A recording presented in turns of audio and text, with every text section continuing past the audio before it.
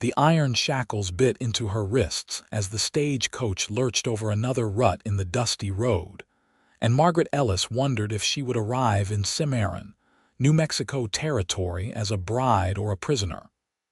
The answer, she feared, might be both.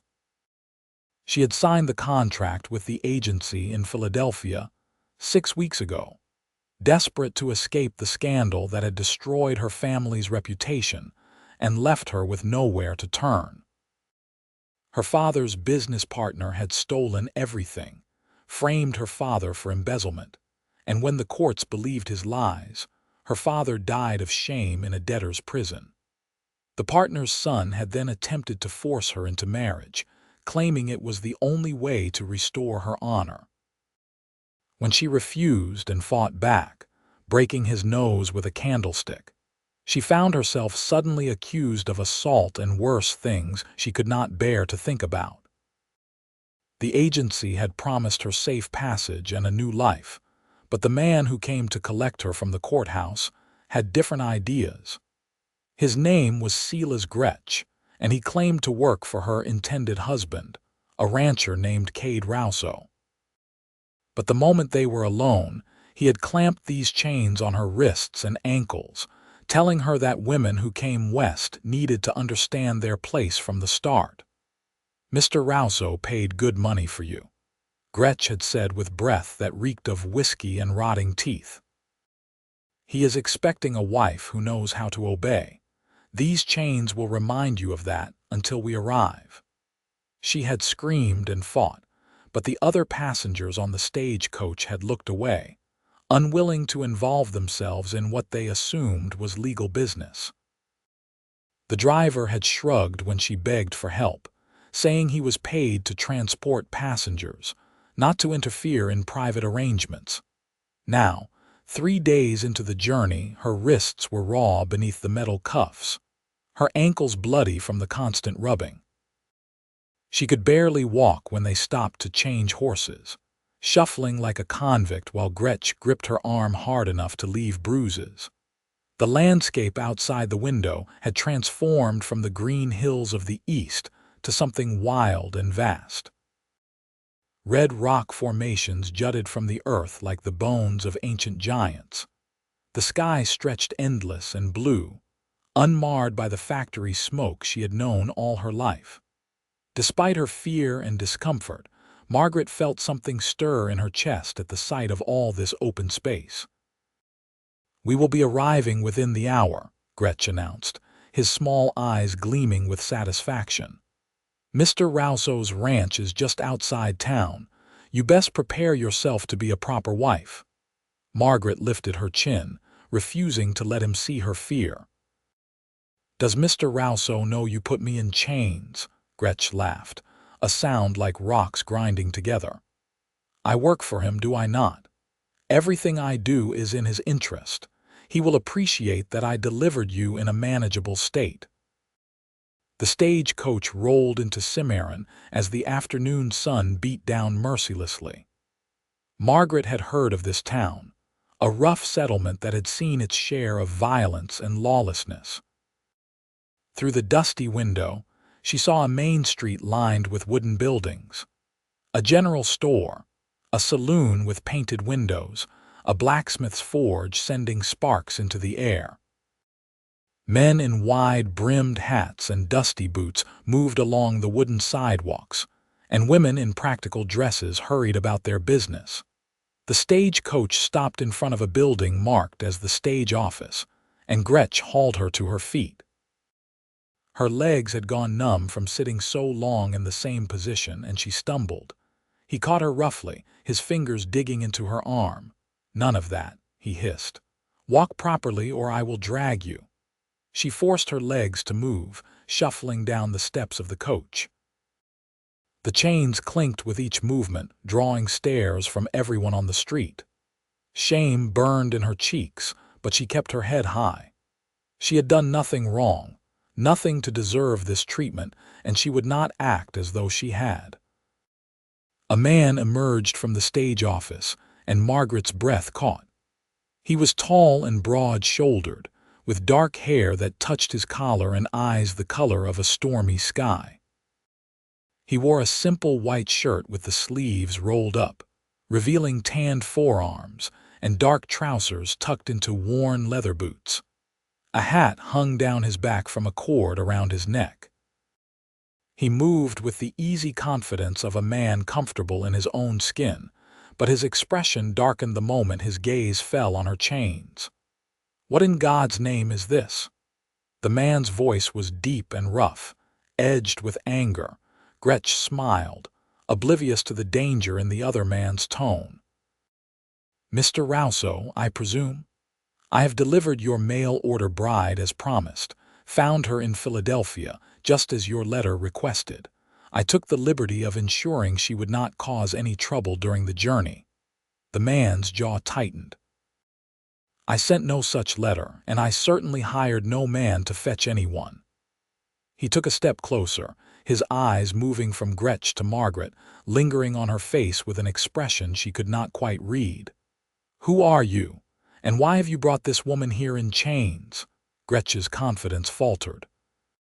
He pulled a crumpled paper from his vest pocket, smoothing it out with shaking hands. "But I have the contract right here. See. It is signed by Kade Rousseau of Cimarron, requesting a bride from Philadelphia. The agency paid me to escort her west." Kade Rousseau took the paper and studied it, his expression growing darker with each passing moment. "This is not my signature. Someone has used my name fraudulently." He looked at Margaret again, and this time she saw something like compassion in his eyes. "Miss, do you know who actually arranged this?" She found her voice, though it came out raspier than she intended. "The agency said they had a contract with a rancher named Kade Rousseau. I signed an agreement to come west as a mail-order bride because I had nowhere else to go. I did not know about the chains until this man put them on me." Kade's hands clenched into fists at his sides. "Get those chains off her, now." Gretch backed up a step. "But sir, I was told you wanted. I do not care what you were told. I am telling you now to remove those chains immediately, or I will remove them myself and then deal with you." The crowd on the street had grown, people stopping to watch the confrontation. A man wearing a silver star on his vest pushed through them, his weathered face stern. "Is there a problem here, Kade?" Sheriff Dalton. "This man has brought a woman to Cimarron in chains under false pretenses, using my name on a forged contract."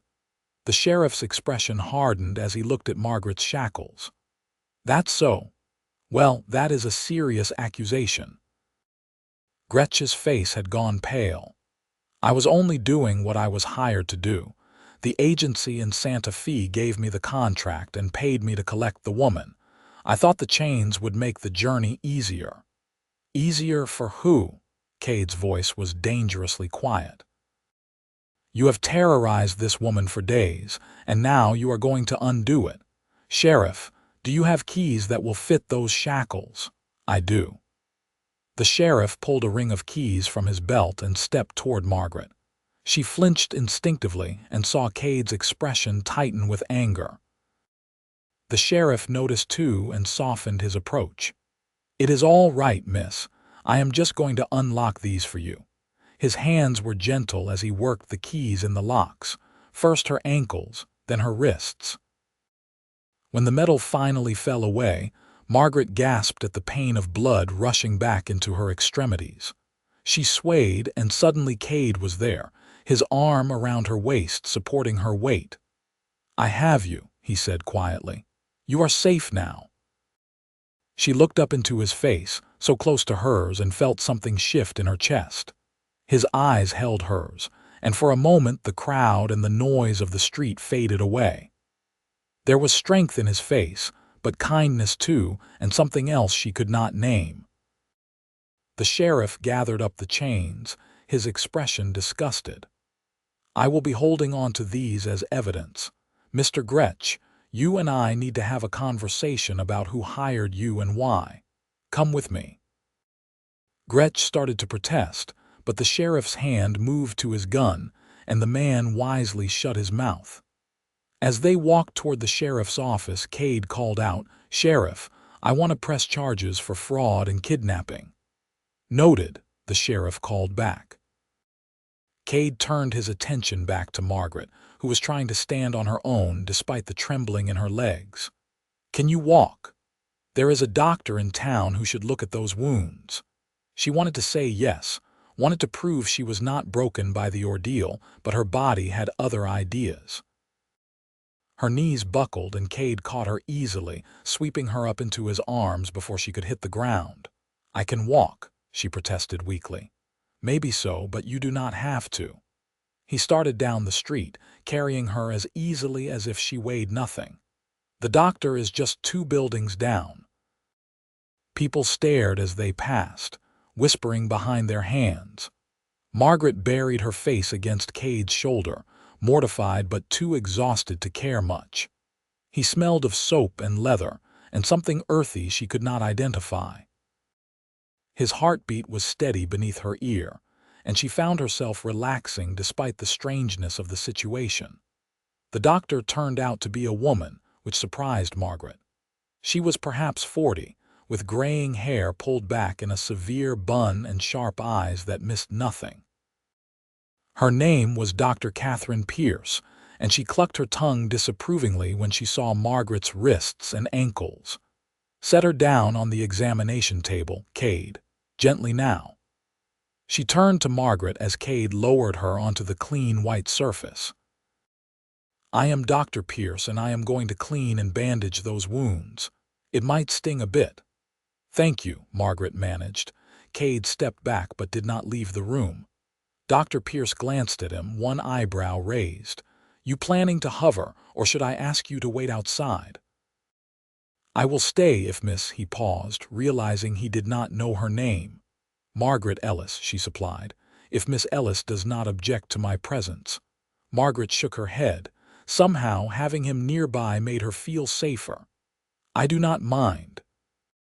Dr. Pierce worked efficiently, cleaning the raw skin with gentle hands and applying salve that burned at first, but then soothed. She wrapped both wrists and ankles in soft bandages, then checked Margaret for other injuries. Finding bruises on her arms and ribs but nothing broken, she finally stepped back. "You will heal, but you need rest, food, and time to recover. Those wounds could have festered if left untreated much longer." She fixed Kade with a stern look. "She cannot travel for at least a few days." "Those bandages need changing daily," Kade nodded. "I understand. Miss Ellis can stay at my ranch. I have a housekeeper who can help tend to her." Margaret stiffened. "I cannot impose on you like that. You do not even know me, and this entire situation is already such a mess." "Perhaps there is a boarding house in town." "There is," Dr. Pierce said, "but Maud Henshaw charges outrageous rates and the rooms are not very clean. You would be better off accepting Kade's offer. I can vouch for his character, and his housekeeper, Rosa, is a good woman." Kade moved closer, his expression earnest. "I know this is a strange situation, Miss Ellis, but you came to Cimarron because of a fraud committed using my name. I feel responsible for what happened to you, even if I did not cause it directly. Please, let me help make this right." She studied his face, looking for any sign of deception or ulterior motive, but found only sincerity. "Why would you do this for a stranger?" "Because it is the right thing to do." He said it simply, as if there could be no other answer. "You traveled across the country expecting to find a new life, and instead you found chains and lies. The least I can do is offer you a safe place to rest while you decide what you want to do next." Margaret felt tears prick her eyes and blinked them back fiercely. She had cried enough over the past weeks, but his kindness, unexpected and genuine, threatened to undo her composure entirely. "Thank you," she whispered. "I accept your offer." Dr. Pierce smiled. "Good. That is settled then. I will ride out to the ranch tomorrow to check on those wounds." In the meantime, Get her fed and let her rest. She has been through an ordeal." Kade paid the doctor despite Margaret's protests, then helped her to her feet. Her legs felt steadier now, though she was grateful when he offered his arm for support. They stepped out into the late afternoon sunlight, and Kade guided her toward a wagon hitched outside the general store. "I came into town for supplies," he explained. "The wagon is not as comfortable as a proper carriage, but it is better than walking." "I am grateful for anything that is not a stage coach," she said with feeling. He helped her onto the bench seat, then climbed up beside her and took the reins. The wagon lurched into motion, heading down the main street and out of town. Margaret watched Cimarron recede behind them, feeling as though she had stepped into someone else's life. The landscape opened up before them, vast and beautiful in a way that made her chest ache. The mountains in the distance were purple in the fading light, and the sky was beginning to turn shades of orange and pink. She had never seen so much open space, never felt so small and yet so free at the same time. "It is beautiful," she said quietly. Kade glanced at her, a small smile playing at his lips. "It is. I have traveled to other places, but I always come back here. There is something about this land that gets into your blood. Have you been here long?" "Most of my life. My father came out here after the war, staked a claim, and built the ranch from nothing. He died 5 years ago, left it all to me." He paused, his expression growing distant. "It has been hard work keeping it going alone, but I cannot imagine doing anything else." "Is that why someone thought you might want a mail-order bride?" she asked carefully. He let out a long breath. "Maybe. People in town have been nagging me to marry for years. They seem to think a ranch needs a woman's touch, or that I need someone to take care of me. I keep telling them I am doing just fine on my own, but they do not listen." He glanced at her again. "But I would never go through an agency without meeting someone first, and I would certainly never approve of anyone being brought here in chains." "I believe you." And she did, though she could not quite explain why. Perhaps it was the quiet anger she had seen in his eyes when he first saw her shackles, or the gentleness with which he had carried her to the doctor. Or perhaps it was simply that she desperately needed to believe there were still good people in the world. They rode in comfortable silence for a while, the wagon wheels crunching over the dirt road. Margaret found herself stealing glances at Kade, taking in the strong line of his jaw, the way his hands held the reins with easy competence, the way his eyes constantly scanned the horizon as if watching for threats. He was handsome, she admitted to herself, but it was more than that. There was something solid about him, something dependable. The ranch came into view as the sun touched the horizon. It was larger than she had expected, with a sprawling main house built of adobe and wood, a big barn, several outbuildings, and extensive corrals. Cattle dotted the landscape, and she could see horses grazing in a nearby pasture. "This is all yours?" she asked, awed. "Every dusty acre," he said with a hint of pride. "It is not the biggest spread in the territory, but it is mine, and I have worked hard to keep it profitable." As they pulled up to the house, a woman emerged from the front door. She was perhaps 50, with dark hair streaked with silver and a weathered, kind face. Her eyes widened when she saw Margaret. "Kade Rousseau, what have you brought home now?" she demanded, hands on her hips. "Rosa, this is Miss Margaret Ellis. She has had a difficult journey and needs a place to stay for a while. Can we prepare the guest room?" Rosa's expression softened immediately. She came closer, taking in Margaret's bandaged wrists and exhausted face. "Ay, Pobrecita. Of course, of course. Come inside, child. You look ready to fall over." Kade helped Margaret down from the wagon, and Rosa immediately took over, clucking over her like a mother hen. She led Margaret into the house, talking in a rapid mixture of English and Spanish about hot baths and food and rest. The interior of the house was simple but comfortable. The main room had a large fireplace, sturdy furniture, and woven rugs on the wooden floors. Everything was clean and well maintained. Rosa led her down a hallway to a bedroom that, while small, was charming. A bed with a colorful quilt dominated the space, and there was a washstand with a pitcher and basin, a small wardrobe, and a window that looked out toward the mountains. "I will heat water for a bath," Rosa announced. "You will feel better once you are clean. Then food, yes. You are too thin." "You are very kind," Margaret said, feeling overwhelmed by this sudden abundance of care. "Kade is a good man," Rosa said firmly. "If he brought you here, you must need help. We help people here. That is what we do." She bustled out, still muttering about baths and food. Left alone, Margaret sank onto the edge of the bed and let herself really feel everything that had happened. The fear, the humiliation, the pain of the past days. But also, unexpectedly, the first stirrings of hope. Kade Rousseau had broken her chains and told her she was free. She did not know what would happen next, but for the first time since her father's death, she felt like she might have a future worth living. A soft knock at the door made her look up. Kade stood in the doorway, holding a bundle of cloth. "Rosa found some clothes that might fit you. They belonged to my mother. She was about your size." He stepped into the room, setting the bundle on the chair by the window.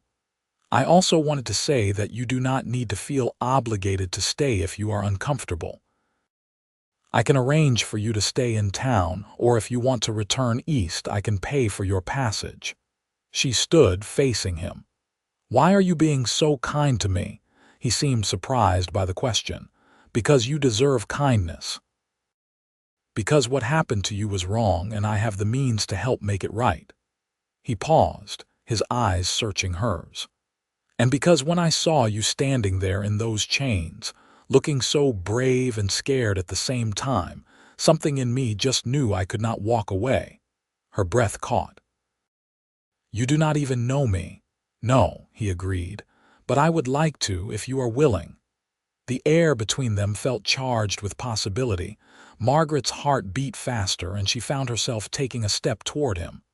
"I would like that too." A smile transformed his face, making him look younger, almost boyish. "Good. Then we will take this slow, let you heal and rest and see where things go. No pressure, no expectations. You are free, Miss Ellis, truly free." "Margaret," she said softly. "Please call me Margaret, Margaret." Her name sounded different in his deep voice, like something precious. "And you should call me Kade." Rosa's voice called from somewhere in the house, announcing that the bath was ready. Kade stepped back, suddenly seeming to realize how close they had been standing. "I will let you get settled. If you need anything, anything at all, just ask Rosa or come find me. I will be in the barn for a while, checking on the animals." After he left, Margaret stood in the middle of the room, touching her fingertips to her lips as if she could still feel the warmth of his gaze. This was not at all what she had expected when she signed that contract in Philadelphia. She had expected duty, perhaps companionship if she was lucky, a practical arrangement between two people who needed something from each other. She had not expected chains and cruelty, but she also had not expected someone like Kade Rousseau. Someone who broke those chains and offered her freedom without asking for anything in return. The bath Rosa prepared was the most wonderful thing Margaret had experienced in weeks. The hot water soothed her aching muscles, and Rosa had added something that smelled like lavender. She washed away the dust and fear of the journey, letting herself believe that she could start fresh here. When she finally emerged, wrapped in a soft robe Rosa had provided, she found food waiting in her room. A bowl of rich stew, fresh bread, and cool water. She ate ravenously, not realizing how hungry she had been until the food was in front of her. Rosa came to check on her as she finished. "Better, yes, much better. Thank you, Rosa, for everything. The older woman sat on the edge of the bed, her expression kind but serious. Kade told me what happened to you, about the chains, about that terrible man. I am sorry you went through such things. It was not your fault. No, but still, I am sorry. Rosa smoothed the quilt with her weathered hands. I have worked for Kade since his father died. I knew his mother before that, God rest her soul. This is a good family, Margaret. Kade is a good man. Stubborn, sometimes works too hard, but his heart is true. Why are you telling me this? Rosa smiled. Because I saw the way he looked at you, and I saw the way you looked at him. Maybe this whole terrible thing happened for a reason, yes. Maybe you were meant to come here to find him. Margaret felt her cheeks warm. We only just met. Sometimes that is all it takes. One look, one moment, and you know. Rosa stood, patting Margaret's shoulder. Get some rest now. Tomorrow is a new day, and you will feel stronger. After Rosa left, Margaret changed into the nightgown from the bundle of clothes. It was soft cotton, well worn but clean, and she wondered about the woman who had worn it before her. Kade's mother. What kind of woman had she been to raise a son like him? She climbed into bed, expecting to lie awake thinking about everything that had happened. But the moment her head touched the pillow, exhaustion claimed her, and she fell into a deep, dreamless sleep. Morning came with sunlight streaming through the window and the sound of roosters crowing. Margaret woke slowly, disoriented until she remembered where she was. The events of the previous day came rushing back, and she sat up, wincing slightly at the soreness in her muscles. Her wrists and ankles throbbed beneath their bandages, a reminder of the chains. But they were just bandages now, not shackles. She could remove them if she wanted. The thought made her smile. A gentle knock preceded Rosa opening the door with a tray. Good, you are awake. I brought breakfast. How do you feel? Sore, but better. Margaret accepted the tray, touched by the continued kindness. Rosa, you do not have to wait on me like this. I am perfectly capable of getting my own meals. Today you rest. Tomorrow, if you feel up to it, you can help me in the kitchen. I can always use another pair of hands. Rosa began opening the curtains wider, letting in more light. Kade has been up since before dawn. He works too hard, that one. But he said to tell you there is no rush to get up, and he will check on you later. Margaret found herself disappointed that she would not see him right away, then felt foolish for the feeling. She ate her breakfast, eggs and ham and fresh biscuits with honey, while Rosa tidied the room and kept up a running commentary about the ranch, the animals, and various people in town. After breakfast, Margaret dressed in one of the simple dresses Rosa had provided. It fit reasonably well, just a bit loose in the waist. She brushed out her hair, which had gotten tangled during the journey, and pinned it up in a simple style. Looking at herself in the small mirror over the washstand, she barely recognized the woman staring back. Just weeks ago, she had been wearing fashionable dresses and worrying about social calls. Now she wore a plain cotton dress and stood in a ranch house in New Mexico territory, and somehow she looked more herself than she ever had in Philadelphia. She ventured out of the bedroom, finding her way back to the main room. Through the windows, she could see Kade in the corral, working with a horse. He moved with a fluid grace that suggested years of practice, speaking quietly to the animal as he guided it in circles on a long lead rope. Unable to resist, Margaret slipped outside. The morning air was already warm, but not unpleasantly so. She made her way to the corral fence and watched Kade work. He did not notice her at first, too focused on the horse, a beautiful chestnut mare who seemed nervous. Easy now, Kade was saying, his voice low and soothing. Nobody is going to hurt you. We are just getting to know each other. The mare tossed her head but gradually calmed under his patient handling. Margaret found herself mesmerized by the scene, by the gentleness in his approach despite his obvious strength. Finally, he noticed her standing by the fence. His face lit up with a smile that made her heart skip. "Good morning. I hope you slept well. Better than I have in weeks. Thank you again for your hospitality." He brought the mare to a halt and patted her neck before walking over to the fence. "How are you feeling? Are the bandages all right? A bit sore, but nothing I cannot manage." She gestured to the horse. "She is beautiful. Is she new?" "Bought her from a rancher up north. She had been mistreated by her previous owner, made her skittish and hard to handle, but I think with patience she will come around." His eyes met Margaret's meaningfully. Sometimes the ones who have been hurt the worst turn out to be the strongest once they learn to trust again. She felt the color rise in her cheeks, understanding the parallel he was drawing. "You think I will come around then? I think you are already stronger than you know." He opened the gate and stepped out of the corral, his presence suddenly very close to her. "And I think you deserve the chance to discover that for yourself without anyone pushing you or making demands. Kade, I need to ask you something." She gathered her courage. "What happens now?" "I came here expecting to marry someone named Kade Rousseau, and here you are, but the contract was fake. The whole arrangement was based on lies. I have no money to return east, even if I wanted to. I do not know what I am supposed to do." He considered her question seriously. "What do you want to do?" The question caught her off guard. Nobody had asked her what she wanted in so long. Her father's business partner had dictated her life after her father died. The court had decided her fate. Gretch had decided how she would travel. Everyone had made choices for her about her without her. "I do not know," she admitted. "I have been so busy surviving that I have not thought about what I actually want." "Then take some time to figure it out. Stay here as long as you need. Help Rosa if you want something to do or just rest and heal. There is no rush, Margaret. You are not a prisoner here and you are not obligated to me in any way. But I must be a burden on you. The food, the room, Dr. Pierce's visit. Do I look burdened?" He smiled gently. "I have more resources than I need for one person. Sharing them costs me nothing.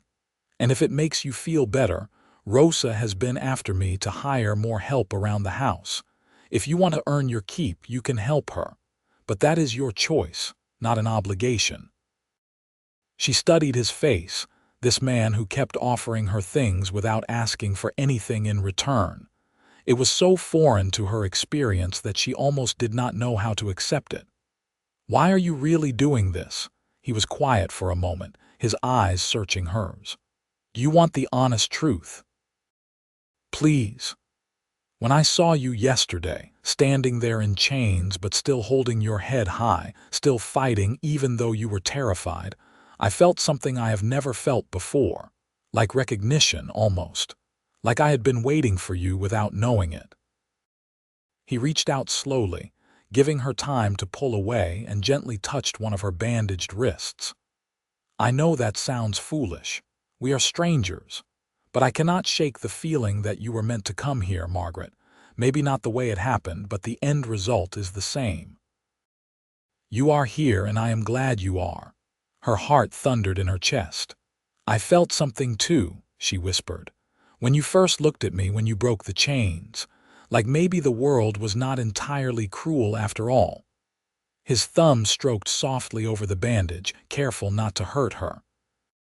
"It is not cruel. It can be hard and unfair, and sometimes terrible things happen.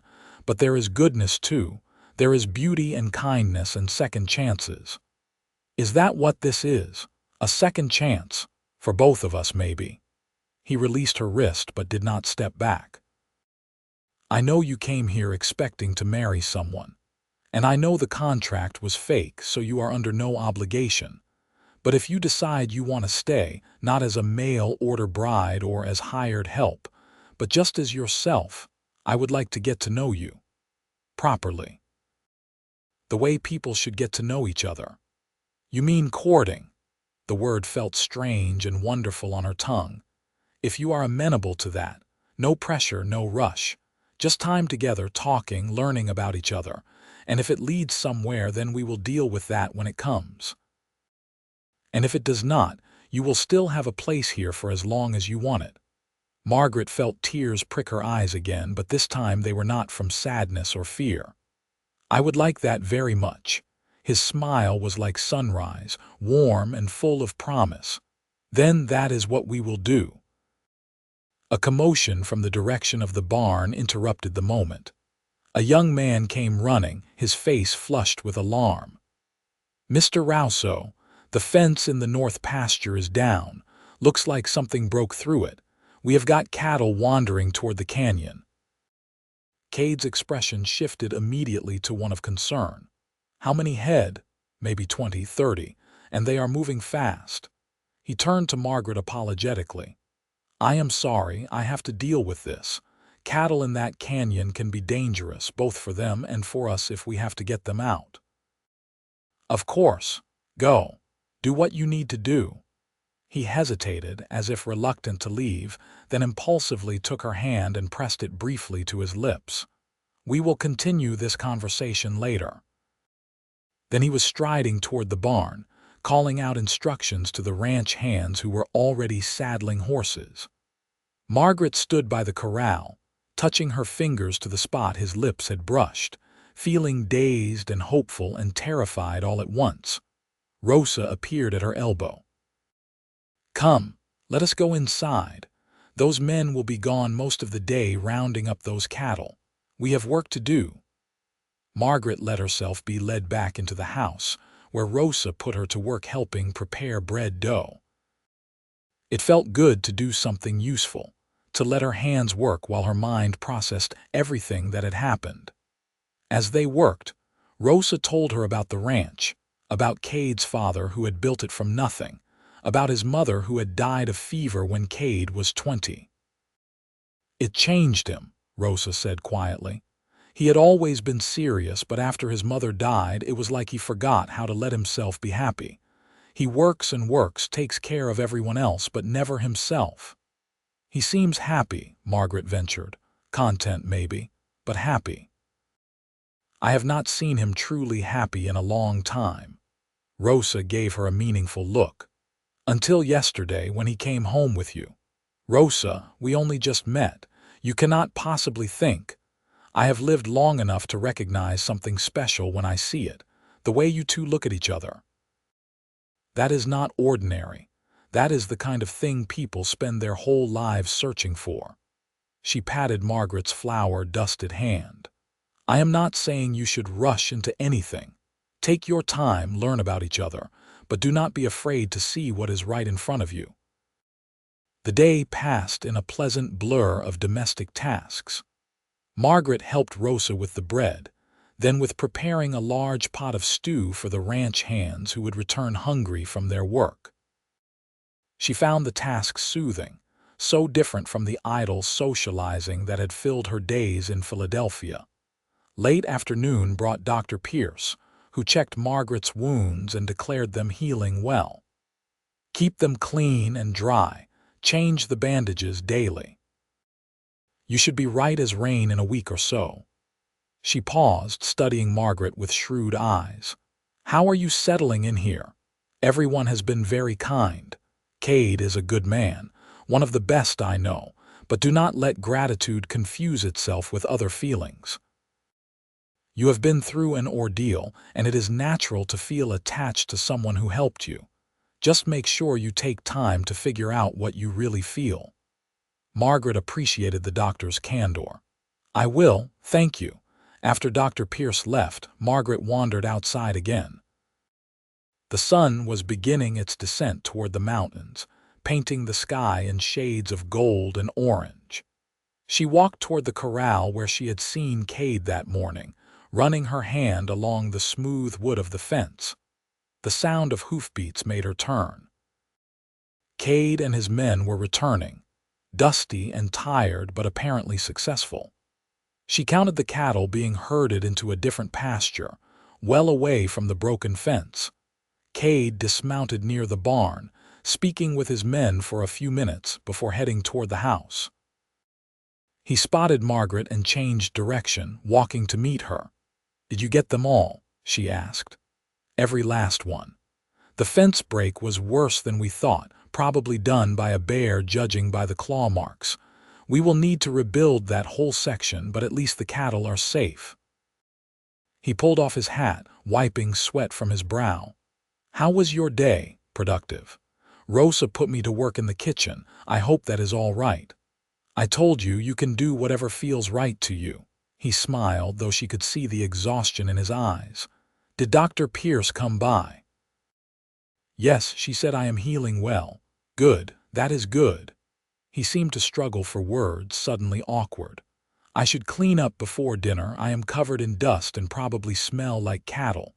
"You smell like hard work," she said softly. "There is nothing wrong with that." Something flickered in his eyes, warm and appreciative. "Still, I should wash up. Will you join us for dinner? All the hands eat together in the main house. It can be loud and chaotic, but the food is good." "I would like that." Dinner was indeed loud and chaotic, with 10 ranch hands crowding around the large table in the dining room. But it was also warm and welcoming. The men were polite to Margaret, tipping their hats and calling her Miss Ellis, though she caught them sneaking curious glances when they thought she was not looking. Kade sat at the head of the table with Margaret on his right, and she noticed how the men clearly respected him. They asked his opinion on ranch matters, laughed at his jokes, and listened when he spoke. He was a natural leader, firm but fair, and they obviously valued working for him. After dinner, the hands dispersed to their bunkhouse, leaving Kade, Margaret, and Rosa to clean up.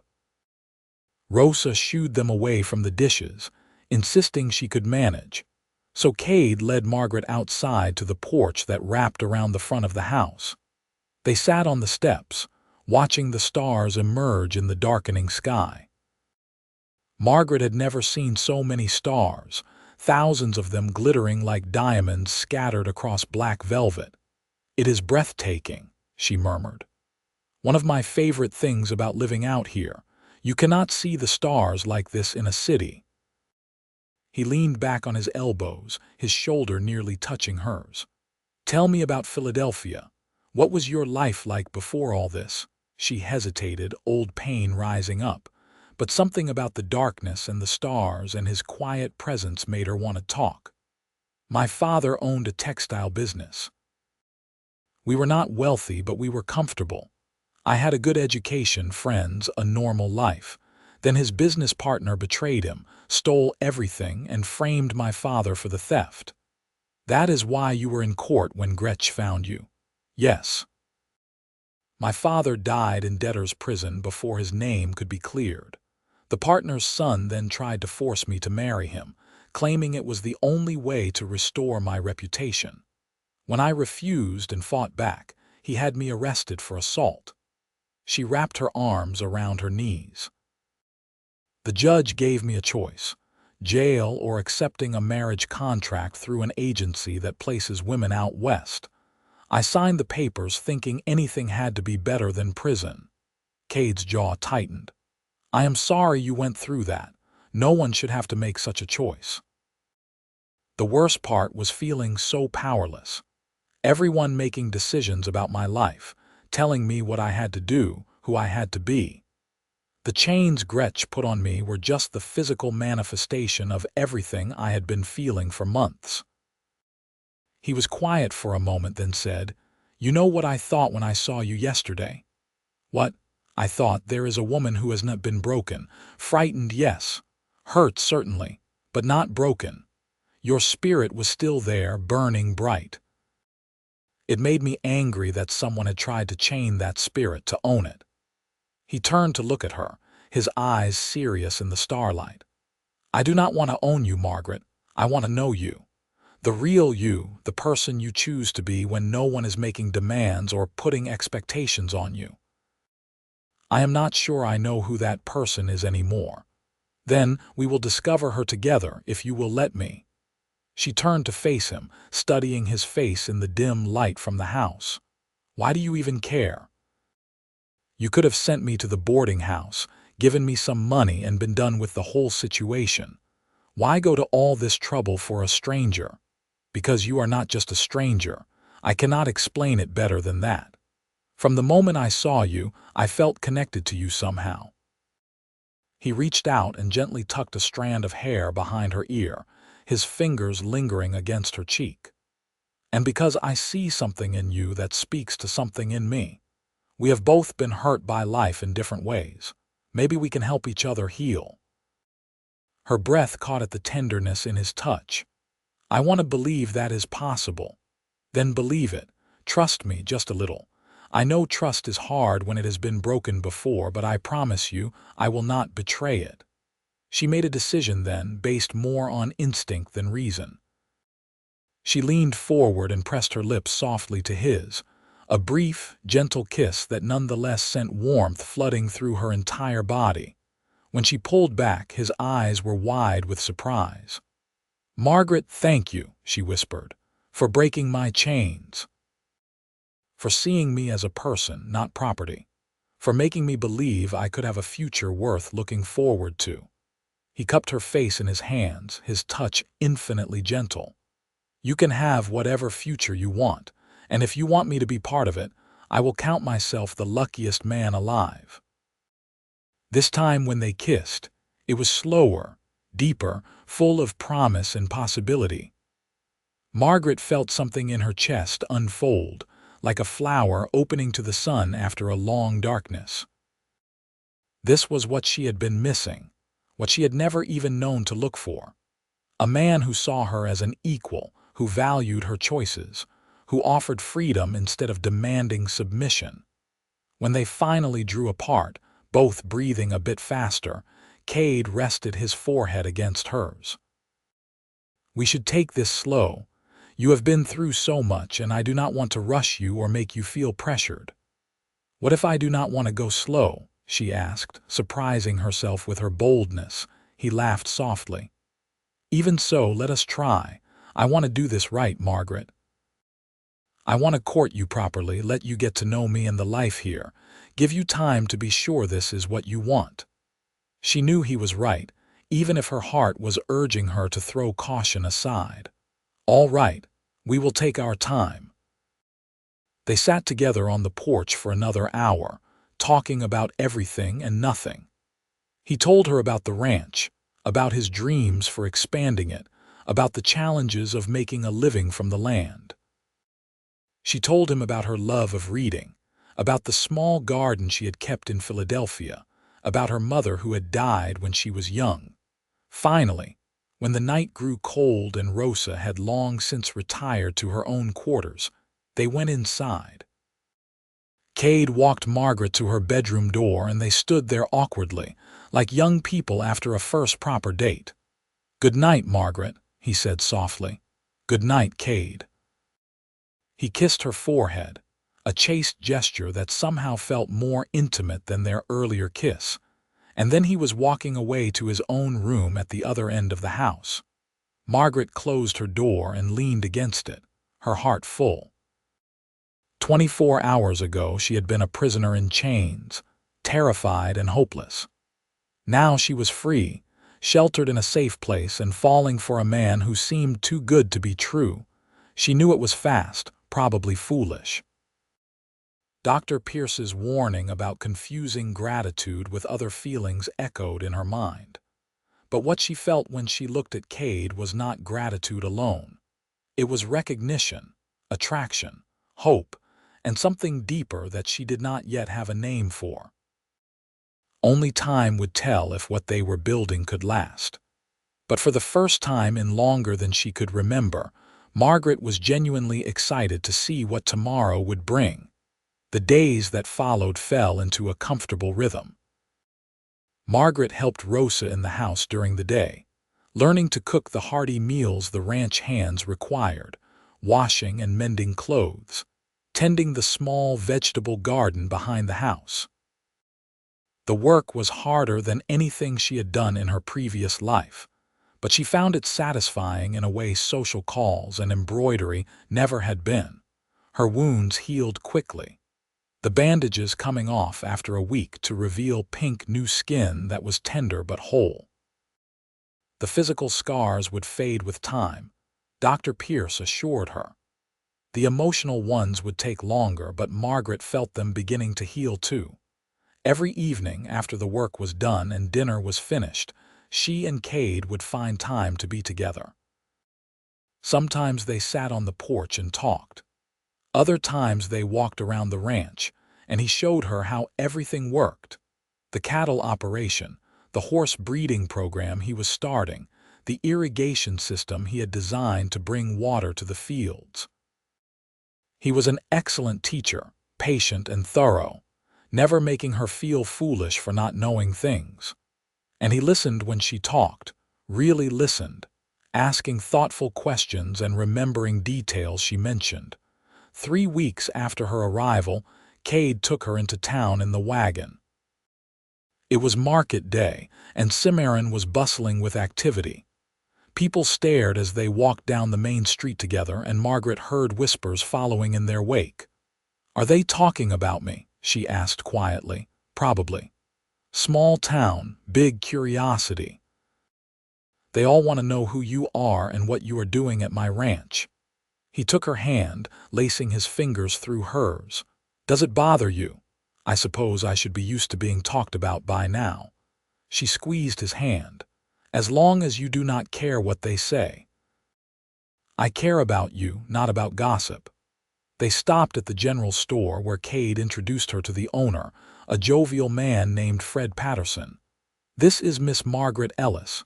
She is staying at my ranch." Fred's eyebrows rose with interest, but he was polite enough not to ask intrusive questions. "Pleased to meet you, Miss Ellis. Let me know if I can help you find anything." Margaret selected fabric for a new dress, having worn Rose's borrowed clothes long enough. Kade insisted on paying despite her protests and added several other items she had not asked for: a new hairbrush, lavender soap, a book of poetry. "You do not need to buy me things," she said as they left the store. "I want to. Let me do this, Margaret. It makes me happy to see you smile." She could not argue with that, especially when he looked at her with such open affection. They continued down the street, stopping to speak with various townspeople. Most were friendly, curious about Margaret but welcoming. A few were more reserved, clearly uncertain what to make of the situation. They were heading back to the wagon when a woman's voice called out, sharp with displeasure. "Kade Rousseau, I need a word with you." They turned to see a woman perhaps 30 years old, dressed expensively in a green silk dress that seemed absurdly out of place in the dusty town. She was beautiful in a cold sort of way, with blonde hair and blue eyes that were currently narrowed in anger. "Patricia," Kade said, his tone carefully neutral. "What can I do for you?" Patricia's gaze raked over Margaret dismissively before returning to Kade. "I heard you brought a woman to live at your ranch. I assume the rumors are exaggerated. Miss Margaret Ellis is my guest. I do not see how that concerns you." "It concerns me because we had an understanding. You and I have been courting for months, and now suddenly you bring home some stray from the East." Patricia's voice was getting louder, drawing attention from passers-by. Kade's expression hardened. "We have never been courting, Patricia. You have made your interest clear, and I have been equally clear that I do not return it. We have danced at a few social functions. That is all. That is not how I remember it." Patricia turned to Margaret, her smile vicious. "Has he told you about me, about how we have been seeing each other?" "That is enough," Kade said firmly. "You are embarrassing yourself, Patricia. I have never given you reason to think there was anything between us.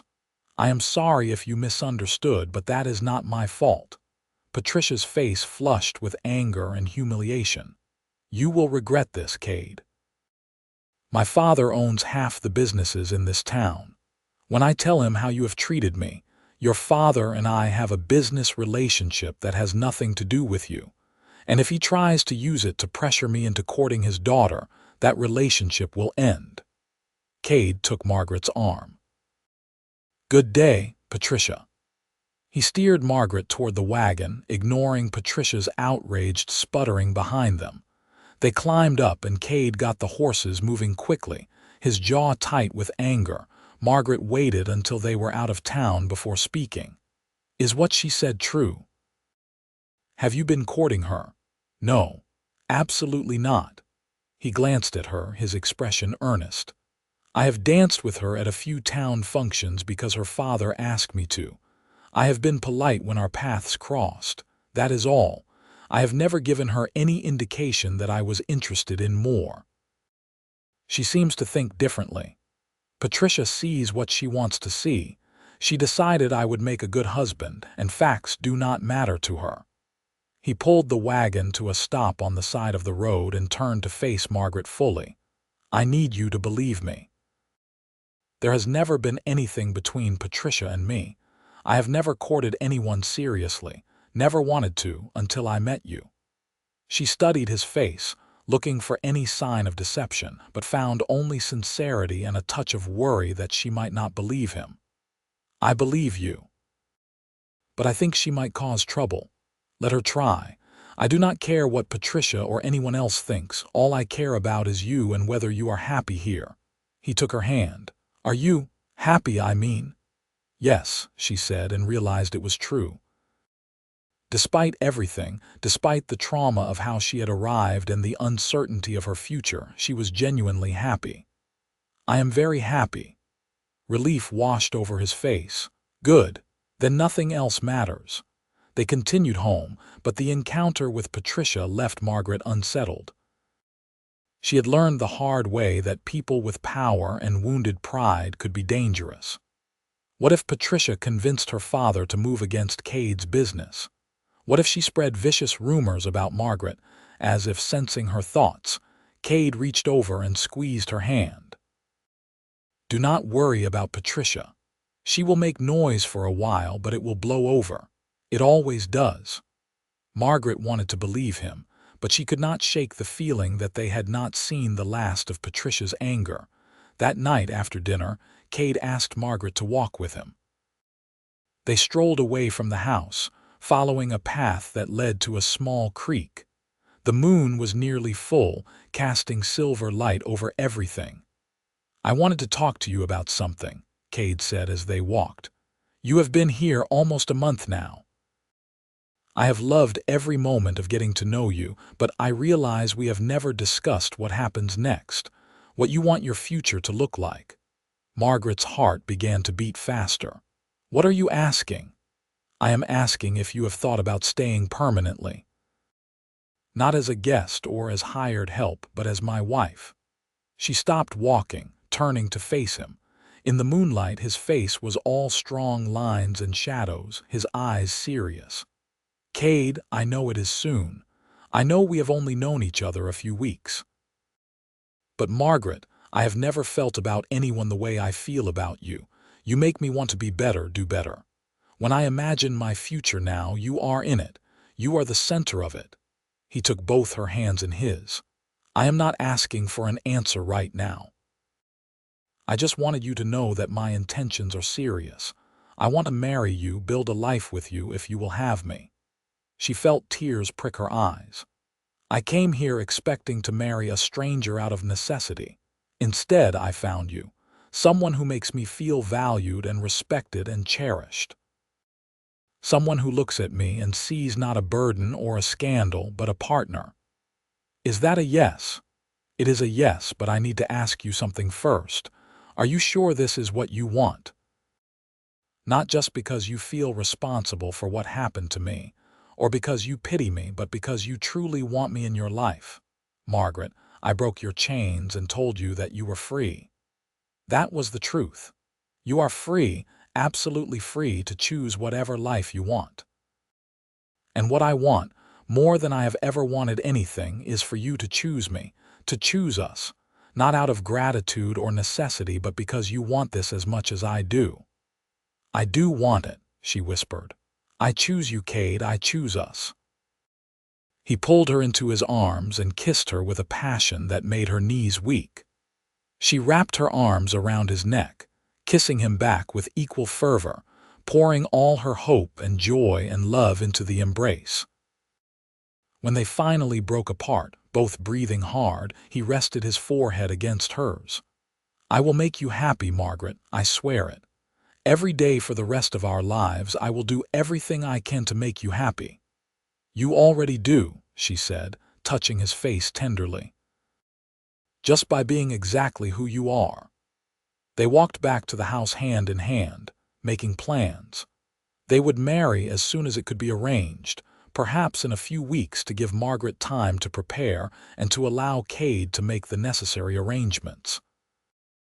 It would be a simple ceremony, just what they needed to make things legal, with a larger celebration later if they wanted. Rosa was waiting on the porch when they returned, and one look at their faces told her everything. She let out a joyful exclamation in Spanish and pulled them both into a hug. "Finally, I knew it from the first day I knew it. We are getting married," Kade confirmed, grinning. "As soon as it can be arranged. I will start planning immediately. Oh, there is so much to do. Margaret needs a proper dress and we must prepare the house," and Rosa was already bustling back inside, muttering a list of tasks. Kade and Margaret stood alone on the porch, wrapped in each other's arms. "No regrets?" he asked softly. "None. You, not a single one." He kissed her again, slow and sweet. "You are mine, Margaret Ellis, and I am yours." "I like the sound of that," she murmured against his lips. They stood together under the stars, holding each other, and Margaret marveled at how quickly her life had changed. Weeks ago, she had been in chains, broken and despairing. Now she was free and in love with a future that looked brighter than anything she had imagined. The wedding preparations consumed the next 3 weeks. Rosa threw herself into the planning with enthusiasm, enlisting Margaret's help to prepare food for the celebration, clean the house from top to bottom, and sew a wedding dress from the beautiful white fabric Kade had purchased on their next trip to town. Margaret found herself caught up in the excitement, despite her initial intention to keep things simple. The people of Cimarron, once they heard about the wedding, rallied around them with surprising warmth. The women offered help with cooking and decorating. The men offered to help Kade prepare the ranch for guests. Even people who had been reserved or suspicious before seemed willing to give Margaret a chance. Not everyone was supportive, of course. Patricia made her displeasure known by spreading rumors about Margaret's past, twisting the story of her arrival into something sordid and shameful. But Dr. Pierce and the sheriff both spoke up in Margaret's defense, and most people chose to believe the truth over Patricia's malicious gossip. The day before the wedding, Margaret was helping Rosa bake when Dr. Pierce stopped by. "I wanted to check on you before the big day. How are you feeling? Nervous? Excited? Happy?" Margaret smiled, all of it at once. Dr. Pierce sat at the kitchen table, accepting a cup of coffee from Rosa. "I am glad to see you so content. I will admit, when Kade first brought you here, I worried that you might be confusing gratitude with love. But watching you two together these past weeks, I can see it is the real thing." "It is," Margaret said with certainty. "I know how it must look from the outside, how quickly everything has happened, but I have never been more sure of anything in my life. Then I am happy for you. Kade is a good man, and he deserves someone who sees that and values it. Just promise me you will come see me if you ever need to talk about anything. Marriage is wonderful, but it can also be challenging, especially out here where life is hard and resources are limited. I promise. Thank you for everything, Dr. Pierce. For taking care of me, for speaking up when people gossiped, for being a friend when I needed one." The older woman smiled warmly. "You are very welcome, my dear. Now I should let you get back to your preparations. I will see you tomorrow at the ceremony." The wedding day dawned clear and beautiful, with a brilliant blue sky and a warm breeze. Margaret woke early, her stomach fluttering with anticipation. Rosa came in with breakfast and helped her get ready, styling her hair in an elaborate updo and helping her into the white dress they had sewn together. When Margaret looked at herself in the mirror, she barely recognized the woman staring back. She looked radiant, her eyes bright with happiness, her cheeks flushed with excitement. The dress fit perfectly, simple but elegant, with lace details at the collar and cuffs. "You are beautiful," Rosa said, tears in her eyes. "Kade will not be able to breathe when he sees you." The ceremony was held in the main room of the ranch house, which Rosa and several town women had decorated with wildflowers and ribbons. Perhaps 50 people crowded into the space, all the ranch hands and half the town of Cimarron. The minister from the local church, a kind man named Reverend Thomas, stood at the front of the room, and next to him stood Kade, dressed in a new black suit that made him look devastatingly handsome. His eyes widened when he saw Margaret, and she saw his throat work as he swallowed hard. She walked toward him slowly, her hand on Rosa's arm since she had no family to give her away. When she reached Kade, he took her hands in his, and she could feel them trembling slightly. "You are beautiful," he whispered. "So beautiful." Reverend Thomas began the ceremony, his words washing over Margaret in a pleasant blur. She was too focused on Kade, on the way he looked at her like she was the most precious thing in the world, to pay much attention to the traditional vows.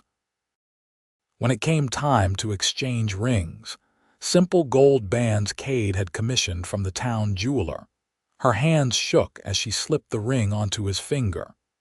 His hands were steadier as he placed the ring on hers, but his voice was thick with emotion as he repeated the vows. "I, Kade Matthew Rousseau, take you, Margaret Ellis, to be my lawfully wedded wife. I promise to love you, honor you, and cherish you all the days of my life. I, Margaret Ellis, take you, Kade Matthew Rousseau, to be my lawfully wedded husband. I promise to love you, honor you, and cherish you all the days of my life. By the power vested in me by the territory of New Mexico, I now pronounce you husband and wife. You may kiss your bride." Kade pulled her into his arms and kissed her thoroughly, to the cheers and applause of their guests. When they finally broke apart, both grinning, Margaret felt like her heart might burst with happiness. The celebration that followed was joyous and lively. Rosa and the other women had prepared an enormous feast, and someone had brought a fiddle to provide music. There was dancing and laughter, toasts to the happy couple, and well wishes from everyone present. Even the ranch hands, usually reserved, came to offer their congratulations. One older hand named Pete, who had worked for Kade's father, gripped Kade's shoulder and said, "Your parents would be proud, son. You have chosen well." As the afternoon faded into evening, guests began to leave, heading back to town or to their own homes. Rosa shooed the last stragglers out with cheerful firmness, then discreetly retired to her own quarters, leaving Kade and Margaret alone. They stood in the main room, surrounded by the debris of the celebration, and looked at each other. Suddenly Margaret felt shy, nervous in a way she had not expected. Kade seemed to sense her mood. He took her hand gently. "We do not have to rush anything. I know this has all happened very fast." "I am not having second thoughts," she assured him quickly. "I just feel almost overwhelmed by how much has changed. A few weeks ago I was in chains, and now I am married to you, standing in my own home with a future full of possibilities." "Our home," he corrected gently. "And yes, it has been a whirlwind, but Margaret, I meant what I said in my vows. I will spend the rest of my life making sure you never regret choosing me." She stepped closer, putting her hands on his chest, feeling his heart beat strong and steady beneath her palms. "I could never regret this. You saved me, Kade. Not just by breaking the chains, but by seeing me as a whole person, by giving me choices and freedom and love. You saved me in every way a person can be saved. You saved me too, he said quietly. I did not even realize how lonely I was until you arrived. This ranch, this life, it all felt empty somehow. Now it feels full. You make everything better just by being here. She rose on her toes and kissed him, pouring all her love and gratitude and hope into the embrace. He responded with matching passion, his arms tightening around her, pulling her close. When they finally broke apart, he swept her up into his arms, making her laugh. "What are you doing?" "Carrying my bride over the threshold to our bedroom. It is tradition, is it not? We are already inside the house. Then I will carry you down the hallway. Work with me here, Margaret." She laughed again, wrapping her arms around his neck as he carried her toward the bedroom they would now share. He had moved all her things in earlier, combining their belongings in the larger room that had been his. He set her down gently just inside the door, then closed it behind them. The room was lit by several oil lamps, casting a warm glow over everything. Someone, probably Rosa, had placed fresh flowers on the dresser and turned down the bed. Margaret's nervousness returned as Kade moved closer, his hands coming up to frame her face. "We truly do not have to rush," he said again. "I can sleep in the spare room if you would prefer." "I do not want that." She covered his hands with hers. "I want to be your wife in every sense of the word. I am just nervous. I have never been with anyone before." His expression softened with understanding. "Neither have I, actually, so we will figure it out together. And if at any point you want to stop, just tell me. Your comfort and happiness are what matter most." The tenderness in his voice, the care in his touch, dissolved her nervousness. This was Kade, the man who had broken her chains and set her free, the man who looked at her like she hung the moon. She trusted him completely. "I love you," she said, the first time she had spoken the words aloud. "I am in love with you, Kade Rousseau." His eyes lit up. "I love you too, Margaret. I have loved you since the moment I saw you standing there in those chains, refusing to let them break your spirit." They came together again, kissing deeply, and Margaret let herself relax into his embrace. The night ahead was theirs, a beginning of the life they would build together, and she was no longer afraid. Morning came with sunlight streaming through the window and the sound of birds singing outside. Margaret woke slowly, wrapped in Kade's arms, feeling more content than she had ever felt in her life. She turned to find him already awake, watching her with a soft smile. "Good morning, Mrs. Rousseau," he said, testing out her new name. She smiled. "Good morning, Mr. Rousseau." "That is going to take some getting used to. We have the rest of our lives to get used to it." He pulled her closer, pressing a kiss to her forehead. "How are you feeling?" "Happy. Very, very happy." She snuggled into his embrace. "Is it always like this, being married?" "I have no idea, since this is my first time too. But if it is, I am a very lucky man." A knock at the door made them both laugh. Rosa's voice came through, carefully cheerful. "I have made breakfast whenever you two decide to join the world again. No rush, take your time." They heard her footsteps retreating down the hallway. Kade sighed. "I suppose we should get up. The ranch does not run itself, and the hands will have questions about their tasks for the day." "Can we stay here just a little longer?" Margaret asked. "Just a few more minutes of this being only about us, as long as you want." He tightened his arms around her. "Though I should warn you, Rosa will not be patient forever. She takes her role as housekeeper very seriously." Eventually, they did get up, dressing and making themselves presentable before venturing out to face the day. Rosa had indeed prepared a feast for breakfast, and she fussed over them both as they ate, clearly delighted by their obvious happiness. The days that followed settled into a new rhythm. Margaret took on more responsibilities running the household. working alongside Rosa to manage the cooking, cleaning, and countless other tasks that kept the ranch functioning. She learned to stretch limited resources, to preserve food for the winter, to mend clothes until they could absolutely not be mended anymore.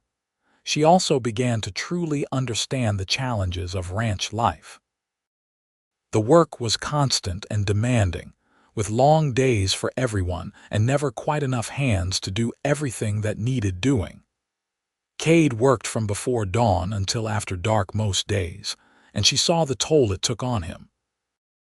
One evening, perhaps 2 weeks after their wedding, she found him in the barn long after dark, still working on repairing some equipment. His face was drawn with exhaustion, and he was favoring his left side. "Kade, you are hurt. Just bruised. One of the cattle kicked me earlier. It is nothing." "Let me see." She came closer, reaching for his shirt, but he caught her hands. "Margaret, I am fine. There is still work to do. The work will still be there tomorrow. You need to rest." She pulled her hands free and began unbuttoning his shirt despite his protests. When she eased the fabric aside, she gasped at the massive purple bruise spreading across his ribs. "Kade, this is serious. You might have broken something." "It is just a bruise," he insisted, but winced when she touched it gently. "You are seeing Dr. Pierce tomorrow, and that is not up for discussion." She took his hand. "Come inside. Rosa will have salve that will help, and you need to eat something and rest. I cannot just stop working because, yes, you can. You are not alone anymore, Kade. You have me, you have the hands, you have people who can help. You do not have to carry everything by yourself." He looked at her for a long moment, then some of the tension left his shoulders. "I am not used to having someone take care of me." "Well, get used to it. You are my husband, and I will not stand by and watch you work yourself to death." She softened her tone. "Please, Kade, let me help you." He allowed her to lead him back to the house, where Rosa clucked and fussed over the bruise, applying salve and wrapping his ribs. Margaret made sure he ate a full meal, then essentially ordered him to bed. As they lay together in the darkness, his head on her shoulder, she stroked his hair gently. "You try to do too much," she said quietly. "I understand why, but you cannot keep going at this pace. The ranch requires it. There is always something that needs attention. Then we need to hire more help, or we need to scale back on some of the operations. Something has to give, Kade, because you are going to break yourself." He was quiet for a long time, and she thought he might have fallen asleep. Then he said, "My father built this place from nothing. He worked himself to the bone to make it successful, and I feel like I owe it to his memory to maintain it, to make it even better. The thought of scaling back feels like failing him. Your father would not want you to kill yourself trying to live up to an impossible standard, and I think he would be proud of what you have accomplished. You are allowed to ask for help, Kade. You are allowed to have limitations. When did you become so wise?" He turned his head to kiss her shoulder. "I have always been wise. You just have not been listening," he laughed softly. "I am listening now. All right, we will talk to the hands tomorrow, see if any of them know someone looking for work. And maybe we can postpone the expansion I was planning for next year. Thank you." She continued stroking his hair until his breathing evened out and he fell asleep. The next morning, true to her word, Margaret insisted he go see Dr. Pierce. The doctor confirmed that while the ribs were not broken, they were badly bruised and Kade needed to rest for at least a few days to let them heal. "You are lucky you have a wife with sense," Dr. Pierce told him sternly, "because you certainly do not have any. Working with broken ribs, honestly." "Bruised ribs," he corrected, but subsided under her glare. With Kade forced to rest, Margaret took on more of the ranch management than she had before. She worked with the ranch hands to delegate tasks, checked on the livestock, and handled some of the paperwork that Kade usually managed. It was exhausting and sometimes overwhelming, but she found she had a knack for organization and problem-solving that served her well. The hands, initially skeptical about taking orders from a woman, quickly learned that she knew what she was talking about and was not afraid to get her hands dirty. She worked alongside them when needed, proving she was not too proud for hard labor. By the time Kade was back on his feet a week later, the ranch was running smoothly, and he found himself with less to do than usual. Margaret had streamlined some of the processes and reorganized others, making everything more efficient. "You are going to put me out of a job," he joked as they reviewed the week's work together. "Hardly, but I think we make a good team. You do not have to do everything alone anymore." He pulled her into his arms, mindful of his still healing ribs. "I am not sure what I did to deserve you, but I am grateful every day that you came into my life. Even though I arrived in chains causing a scandal, especially because of that, it brought you to me." He kissed her softly. "You are the best thing that has ever happened to me, Margaret Rousseau." Summer turned to fall, bringing cooler temperatures and the hard work of preparing for winter. Margaret threw herself into the tasks, learning to preserve food, repair the house against drafts, and stockpile supplies. She also discovered she was pregnant. She suspected it before Dr. Pierce confirmed it, recognizing the signs her mother had once described. The morning sickness, the fatigue, the changes in her body. When the doctor confirmed her suspicions, Margaret felt a mixture of joy and terror. She told Kade that evening as they sat on the porch watching the sunset, "I have something to tell you. I am pregnant." His eyes went wide, his expression cycling rapidly through shock, joy, and something that looked like fear. "Pregnant? You are certain?" Dr. Pierce confirmed it today. "She thinks I am about 2 months along." He was silent for a long moment, and Margaret's heart sank. "Are you not happy about it?" "Happy, Margaret, I am terrified and thrilled and completely overwhelmed." He took her hands in his. "A baby. We are going to have a baby." "You are sure you are happy?" "I know we have only been married a few months, and this is happening very fast." He silenced her with a kiss. "I am happy, scared out of my mind, but happy.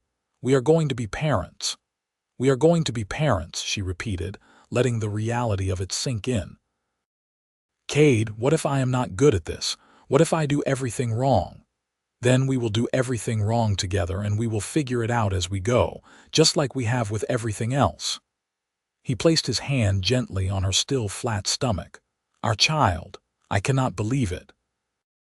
The pregnancy progressed smoothly, though Margaret found the morning sickness challenging and the fatigue sometimes overwhelming. Kade became even more protective, trying to prevent her from doing any heavy work, which led to several arguments about her capabilities. "I am pregnant, not broken," she told him firmly after he tried to stop her from carrying a basket of laundry. "Women have been having babies and working throughout history. I am not going to spend the next 7 months sitting still. I just want you and the baby to be safe. We will be. But I need to stay active. Dr. Pierce said so. And I am going insane sitting around while everyone else works." They compromised, with Margaret taking on lighter tasks and agreeing to rest when she felt tired. As her belly began to show, the reality of the coming baby became more apparent to everyone on the ranch. Rosa went into full grandmother mode, knitting tiny clothes and preparing a nursery in one of the spare rooms. The ranch hands became ridiculously protective, falling over themselves to help with anything Margaret needed. Even the townspeople, who had initially been suspicious of her, warmed considerably once they heard about the pregnancy. Winter arrived with snow and bitter cold. Margaret had never experienced weather like this, the way the wind howled across the open plains, the way snow could pile up overnight and make travel impossible. But the ranch house was warm and cozy, and she found she did not mind being snowed in with Kade and Rosa. They spent the long winter evenings by the fire, Kade reading aloud while Margaret sewed baby clothes. They talked about names, about their hopes for their child, about the future they were building together. "Boy or girl, what do you hope for?" Margaret asked one evening. "Healthy," Kade said immediately. "That is all I care about. As long as you and the baby come through this safely, I do not care about anything else." "But if you could choose," he considered. "A boy, maybe. Someone to help run the ranch eventually, to carry on what we have built. But a girl would be wonderful too. A daughter with your strength and your kind heart." "I think a boy," Margaret said, placing her hand on her rounded belly. "I have been dreaming about a little boy with your eyes." As if in response, the baby kicked and both of them felt it. Kade's face lit up with wonder. Was that the baby? "He is active today." She placed Kade's hand on her stomach so he could feel the movement. Tears gathered in Kade's eyes as he felt his child move. "That is amazing. You are amazing."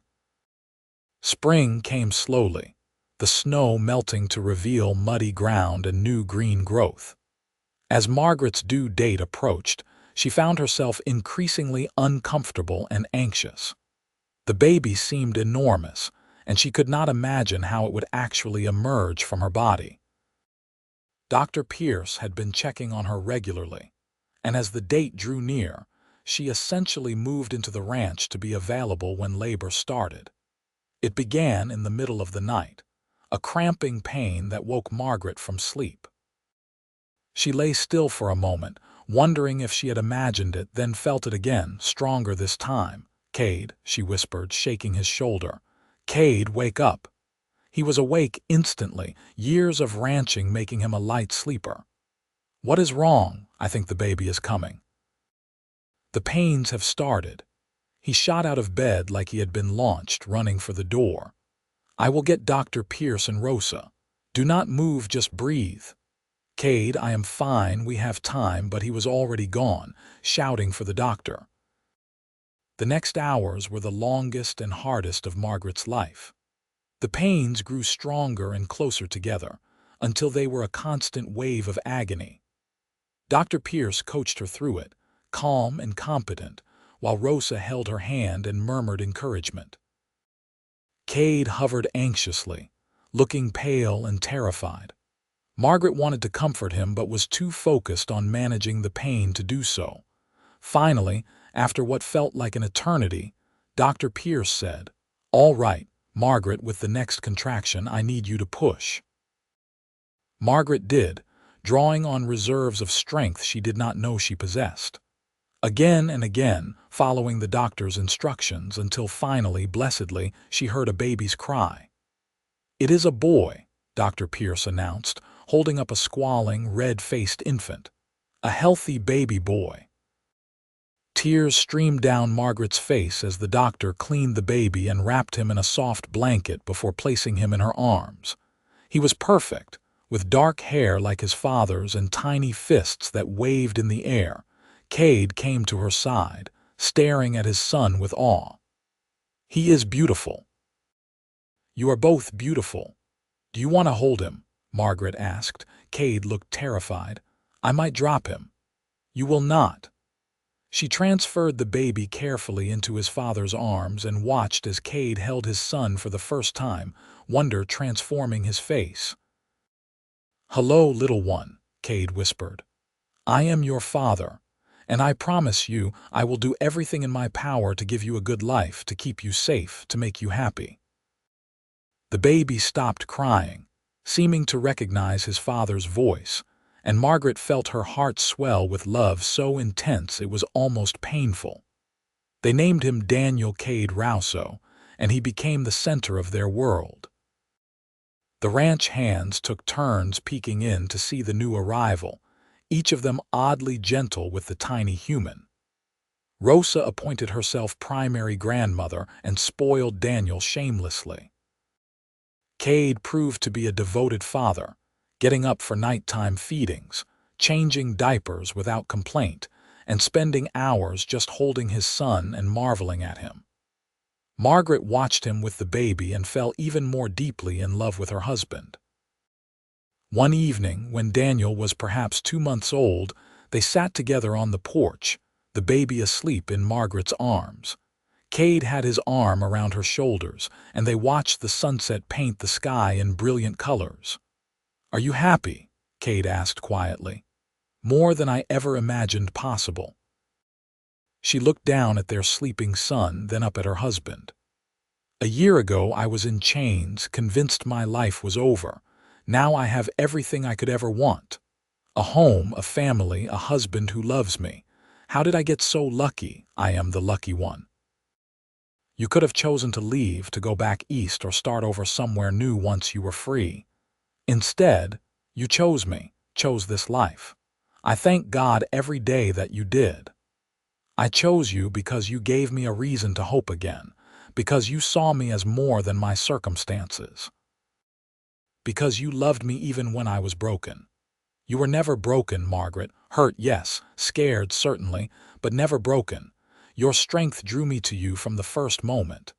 He kissed her temple gently. "And now here we are, a family, building a life together." Daniel stirred in her arms, making little noises in his sleep. Margaret adjusted him carefully, and Kade reached over to stroke their son's soft hair. "I want more of these," Kade said suddenly.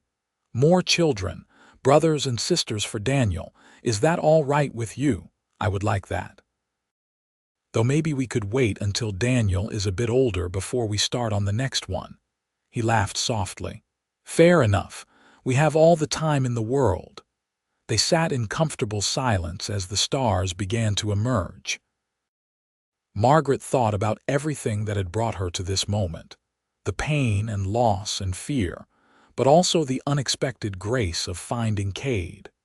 She had come to Cimarron in chains, a mail-order bride to a man who did not exist, and had found instead the love of her life. Kade had broken those chains and told her she was free. But more than that, he had given her a home, a purpose, and a love so deep and true that it had healed the wounds she thought would never mend. As if reading her thoughts, Kade tightened his arm around her shoulders. "What are you thinking about?" "Just that I am grateful.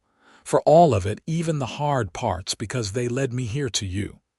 "You are mine," he said softly, echoing the words he had spoken when he broke her chains. "And I am yours, always." "Always," she agreed, and knew with certainty that she meant it. The years passed in a blur of activity and joy. Daniel grew into a curious, energetic toddler with his father's eyes and his mother's determination. 2 years after his birth, Margaret gave birth to a daughter they named Sarah Rose, who had Kade's dark hair and Margaret's smile. The ranch prospered under their joint management. Margaret's organizational skills and Kade's hard work proved to be a winning combination, and they were able to expand the operation, hire more hands, and build a solid reputation in the territory. They faced challenges, of course. There were hard winters when they lost cattle, dry summers when water was scarce, and occasional conflicts with neighbors over grazing rights. But they faced everything together, supporting each other through the difficulties and celebrating the victories. Patricia eventually married a banker from Santa Fe and moved away, much to everyone's relief. The townspeople of Cimarron fully accepted Margaret as one of their own, and she formed genuine friendships with several of the women. Rosa remained with them, transitioning from housekeeper to beloved grandmother figure who spoiled the children and kept everyone in line. She taught Margaret family recipes and stories, ensuring that Kade's heritage was passed down to the next generation. On their 5th wedding anniversary, Kade took Margaret back to the spot where he had proposed, near the creek under the stars. Daniel and Sarah were with Rosa for the evening, giving them a rare night alone. 5 years, Kade said, pulling her into his arms. The best 5 years of my life. Mine too. She rested her head on his chest, listening to his steady heartbeat. Do you ever think about how we met? How strange and terrible it was, sometimes, and I think about how things could have gone so differently. If I had not been in town that day, if the sheriff had not had those keys, if you had decided to leave instead of staying. I think we were meant to find each other. All the pain and hardship, it was leading us to this, to each other, to our family, to this life. He cupped her face in his hands, looking at her with all the love and tenderness he had shown from the beginning. You are still mine, Margaret Rousseau, and you are still free. Those two things will always be true. I am yours because I choose to be. Because loving you is the easiest, most natural thing I have ever done. They kissed under the stars, just as they had 5 years ago, and Margaret felt the same flutter of excitement and joy she had felt then. Some things, she thought, never changed. The landscape might shift, children might grow, seasons might turn, but this love between them remained constant and true. 3 more children joined their family over the next years. Another boy named Thomas, and twin girls, Emma and Grace. The house that had once felt too large for one lonely rancher now rang with laughter and noise, filled with the chaos and joy of a large family. Kade proved to be a wonderful father, patient and loving but firm when needed. He taught his sons to ride and rope, to respect the land and the animals, to work hard and treat others fairly. He taught his daughters the same things, refusing to limit them based on their gender, much to the disapproval of some of the more traditional townspeople. Margaret watched him with their children and felt her love for him grow deeper with each passing year. He was everything she had hoped for and so much more, a true partner in every sense of the word. On their 20th wedding anniversary, they hosted a large celebration at the ranch. Friends and neighbors from all over the territory came to help them mark the occasion. Their children, now ranging in age from 18-year-old Daniel to 8-year-old twins, helped organize the event. As Margaret looked around at the crowd of people, at her grown and growing children, at the ranch that had become more successful than she had ever imagined, she felt overwhelmed with gratitude. Kade found her standing alone for a moment, watching the celebration. He slipped his arm around her waist and she leaned into him automatically. "Happy?" he asked, the same question he had asked so many times over the years. "Beyond measure." She turned in his arms to face him. 20 years ago, I arrived here in chains, broken and afraid. You freed me, Kade. Not just from the physical chains, but from everything that had imprisoned me. Fear, shame, hopelessness. You showed me that I could be strong, that I could build a life worth living. You did that yourself, Margaret. I just gave you the space to do it. You gave me everything. Love, family, purpose, home. You gave me a life I never dreamed I could have. He pulled her closer, resting his forehead against hers. You gave me just as much. Before you came, I was going through the motions of living, working myself to death for a ranch that felt empty no matter how successful it became. You filled that emptiness with love and laughter and meaning. You gave me a reason to slow down and appreciate what I had. You gave me our children, our family, our life together. Around them, the party continued, but for a moment it was just the two of them. Lost in each other as they had been from the beginning, Daniel approached with his younger siblings in tow. At 18, he was already as tall as his father, with the same strong build and serious demeanor. "Ma, Pa, we are about to cut the cake. You should come." They followed their children back to the crowd where Rosa had prepared an enormous cake. As they cut it together, surrounded by their children and friends, Margaret caught Kade's eye and saw her own joy reflected there. Later that night, after all the guests had left and the children were in bed, they sat on the porch as they had so many times before. Age had touched them both, gray streaking Kade's dark hair and lines appearing around Margaret's eyes, but to each other they looked exactly as they had that first day. "You have any regrets?" Margaret asked suddenly. "About how we started, about marrying someone you barely knew." "Not a single one.